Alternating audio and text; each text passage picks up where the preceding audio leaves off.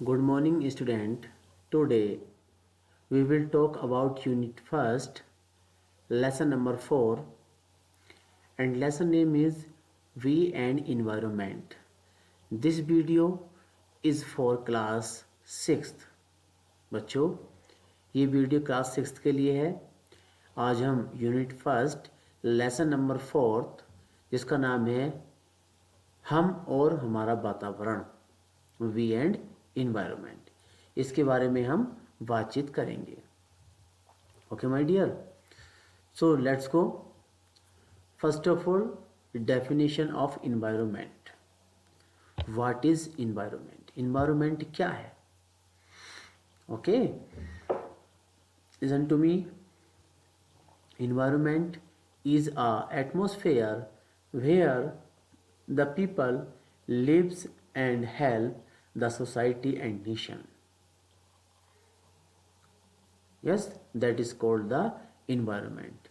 In simple words, we can say the all around environment of a man, of any person, that is called the environment. और क्या कह सकते हैं?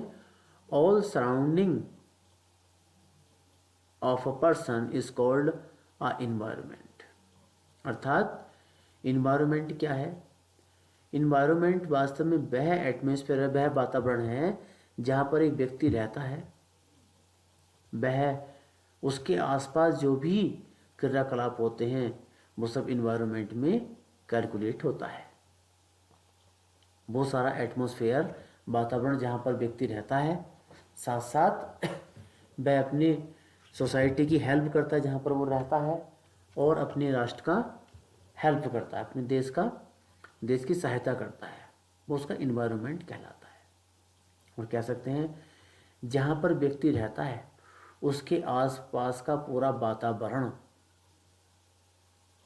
अर्थात वहाँ के पेड़ पौधे, जमीन, यस, वहाँ के रहने वाले लोग, पशु पक्षी, यस, पहाड़, वो सब चीज़ एटमॉस्फेयर में आता है। वो इन्वायरमेंट उसको हम कहते हैं।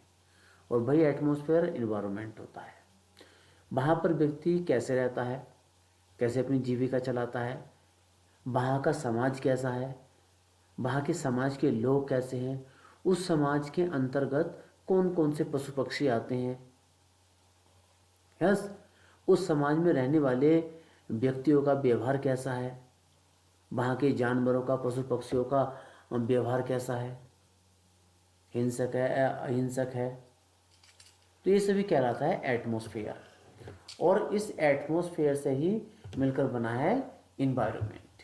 इन सभी पूरी चीज़ों को मिलाकर क्या कहते हैं? इन्वायरमेंट कहते हैं।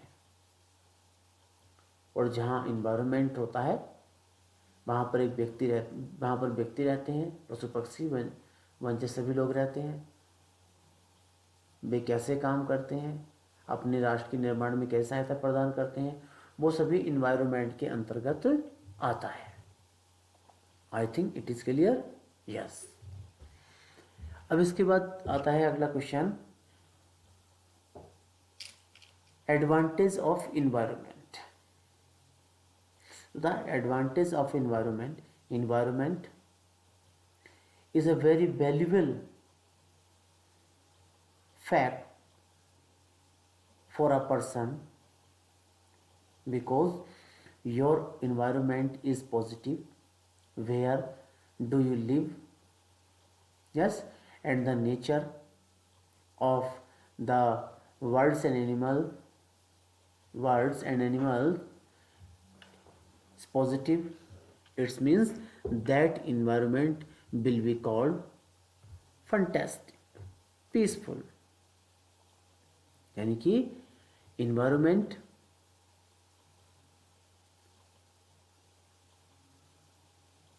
को हम जब डिवाइड करते हैं, environment की उसके बारे में हम जानकारी प्राप्त करते हैं, एडवांटेज के बारे में बात करते हैं, लाभ के बारे में बात करते हैं, तो ऐसा environment जहाँ पर व्यक्ति रहता है और वहाँ पर रहने के बाद वहाँ पर उसको लाभ मिलता है।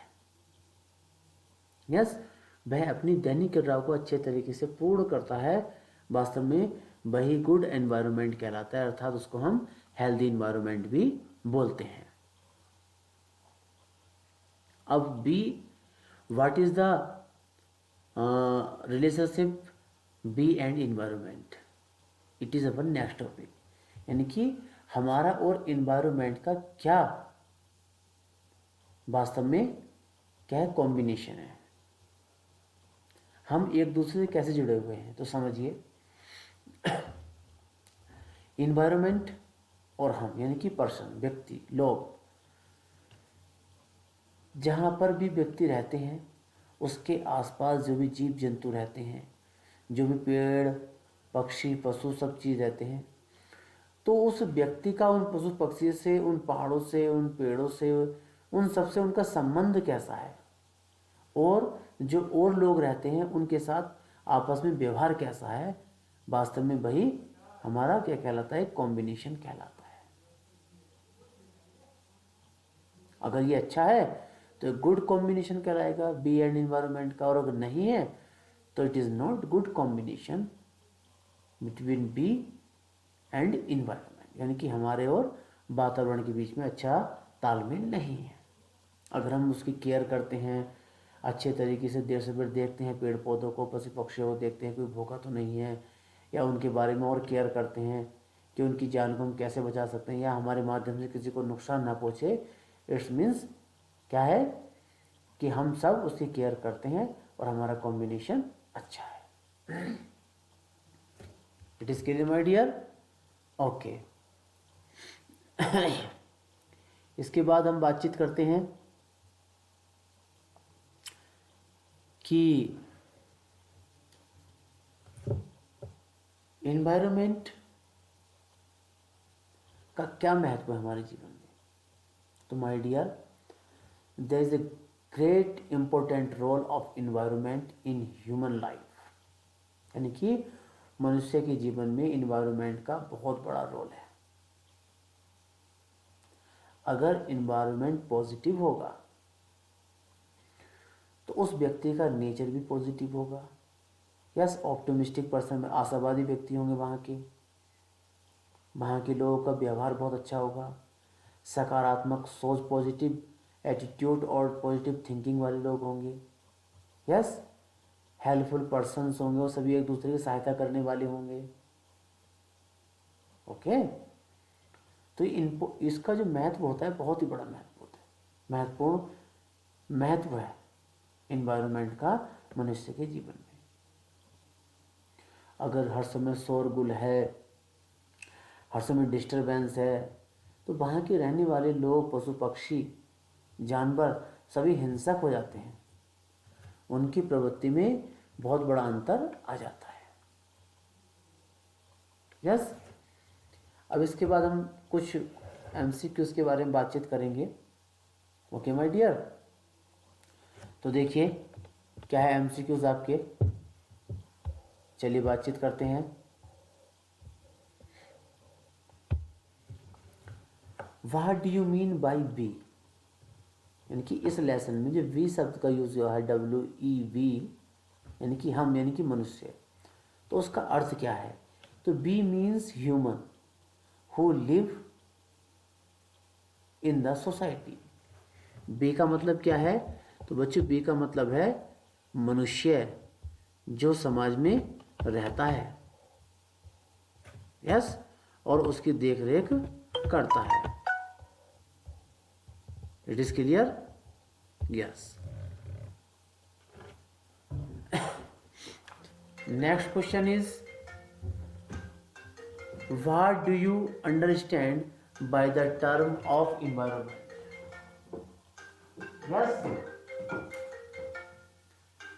यानी कि जो इसका टर्म है, यस, इन्वायरमेंट से आप क्या समझते हैं, इसे मेन क्वेश्चन है। ओके, तो देखिए क्या है, the term environment includes all those factors which surrounds man, यानी कि ये जो environment होता है ये वास्तव में उन फैक्टरों से मिलकर बना होता है, उसके चारों ओर रहते हैं। मनुष्य के चारों ओर जितने फैक्टर्स होते हैं, प्राकृतिक हैं, चाहे वो जानवर से रिलेटेड हैं, पशु पक्षी से रिलेटेड हैं, अन्य चीज़ से रिलेटेड हैं, उससे मिलकर ये बना होता है। नेक्स्ट इज यस, तो नेक्स्ट क्या बच्चों देखिए हमारा, which types are these factors, ये फैक्टर्स कितने प्रकार के होते हैं इन्वायरमेंट के, तो these factors are living and non living material. Yes, our environment is made with the help of two factor, number one living factor और number two non living material factors। अब living यानी कि living material factors में कौन कौन चीज़ें आती हैं, जहाँ पर मनुष्य रहते हैं वो सोसाइटी कहलाती है, एटमॉस्फेयर के उसके चारों ओर जितनी भी लिविंग चीज़ें होती हैं, पशु पक्षी पेड़ पौधे अन्य चीज़ें जीव जंतु, वो सभी लिविंग मटेरियल के अंतर्गत आते हैं। ये फर्स्ट फैक्टर होता है। और सेकंड फैक्टर होता है नॉन लिविंग मटेरियल, अर्थात जहाँ पर मनुष्य रहता है और उसके चारों ओर जितनी भी नॉन लिविंग मटेरियल रहता है वो सब किस में आता है, वो आपका नॉन लिविंग मटेरियल में आता है। जो सांस लेते हैं वो आपके कहलाते हैं क्या, लिविंग फैक्टर्स, और जो सांस नहीं लेते हैं वो कहलाते हैं नॉन लिविंग फैक्टर्स। इसके बाद नेक्स्ट क्वेश्चन की बात करते हैं, वह आपका विच आर इन्वायरमेंट कंडीशंस। अब इन्वायरमेंट की कौन कौन सी कंडीशंस होती हैं, तो environment conditions are those conditions under which we live, we means human live. Environment की बहुत सारी कंडीशंस होती हैं, परंतु जहाँ जहाँ मनुष्य रहता है वो किसके अकॉर्डिंग रहता है, वो इन्वायरमेंट की कंडीशन के अकॉर्डिंग रहता है। कहीं पर आपने देखा होगा कि कहीं पर ऐसे स्थान पर ठंड रहती है हमेशा 12 महीने, यस, ऑल 12 मंथ्स। कहीं पर गर्मी, कभी सर्दी, कभी बरसात, कहीं पर एक सा मौसम रहता है। तो these are environment conditions where under which the human live. Okay, चलिए नेक्स्ट बात करते हैं, what are the factors that divide environment. वो कौन कौन से फैक्टर्स होते हैं जो इन्वायरमेंट को भिन्न भिन्न भागों में बांटते हैं। तो देखिए ये 3 फैक्टर्स होते हैं, they are 3 factors which are divided of environment. Number 1 physical environment factor, number 2 biological environment factor, और नंबर 3 होता है सोशल इन्वायरमेंट फैक्टर। यस, तो देखिए बातचीत करते हैं सबसे पहले फिजिकल इन्वायरमेंट फैक्टर की।